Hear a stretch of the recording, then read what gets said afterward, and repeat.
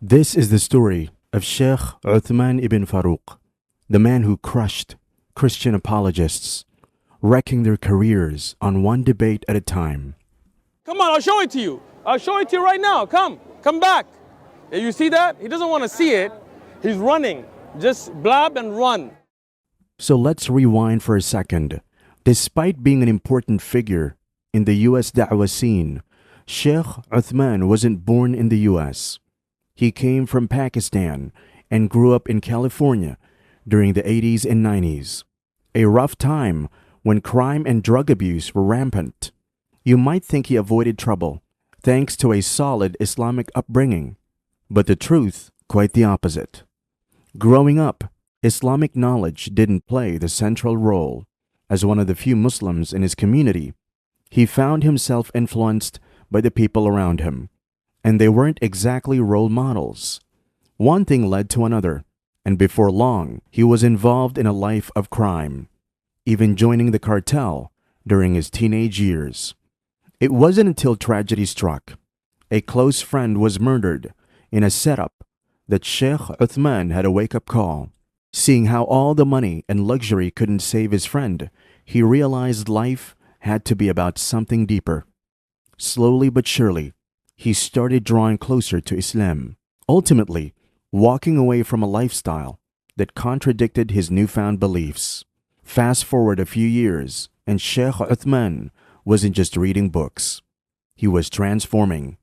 He dedicated himself to studying Islamic sciences under respected scholars, diving into Quranic exegesis, hadith, and jurisprudence. With his foundation solid, he was ready for the next chapter. Now, let's talk about YouTube, the battlefield where Christian apologists like David Wood, Sam Shamoun, and Christian Prince dominated, critiquing Islam to massive audiences. Many Muslim speakers struggled to respond with the same depth and aggressiveness. But Sheikh Uthman had a different approach. If anybody wants a debate, we're ready to end anybody's career at any time. The princess, Christian princess, I'm challenging you right now. You name a place and time. Come face to face. Don't be a coward. If you're scared, I'll get you a little niqab, a little face covering, so you can keep your little pretty face off the line. Come debate me. He didn't set out to become big on YouTube. His first videos were simple street da'wah sessions, raw, unedited conversations with curious people, calm, composed, and armed with knowledge. He answered questions with patience and precision, and people, they loved it. All right, here's where things take an interesting turn. Sheikh Uthman's rise wasn't about cozy chats over tea. It was about debates. One defining moment, his face-off with David Wood, a self-proclaimed expert in Islam who spent more time hiding behind a YouTube screen than engaging in serious discussions. Most people buckle under David Wood's rapid-fire accusations, but Sheikh Uthman, cool as ice. Picture it, David Wood throwing out claim after claim, and Sheikh Uthman calmly dismantling each one with pinpoint references from both the Bible and the Quran. One by one, he deconstructed every argument, leaving viewers questioning beliefs they thought were untouchable.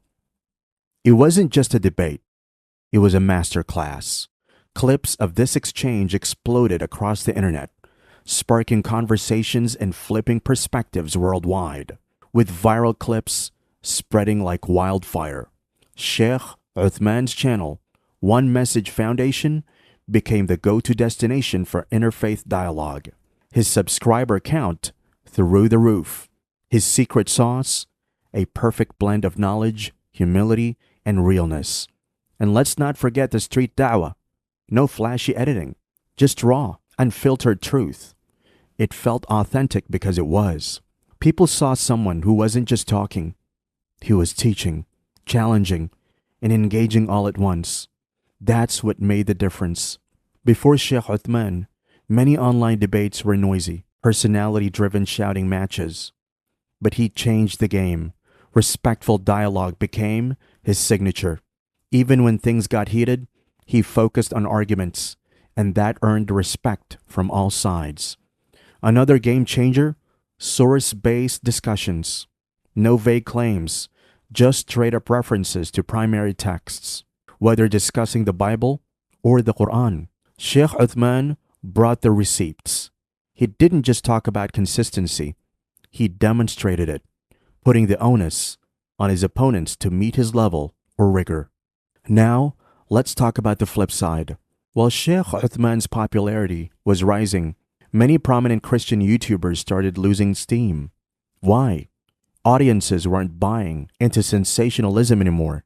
They wanted depths, facts, and authenticity, and that's where Sheikh Uthman thrived. Inspired by Sheikh Uthman, a surge of Muslim content creators joined the conversation, diversifying and enriching the discourse. Fan or critic, one thing's clear. You can't talk about interfaith dialogue on YouTube without mentioning his name. What do you think about this shift? Let us know in the comments. And don't forget to like and subscribe.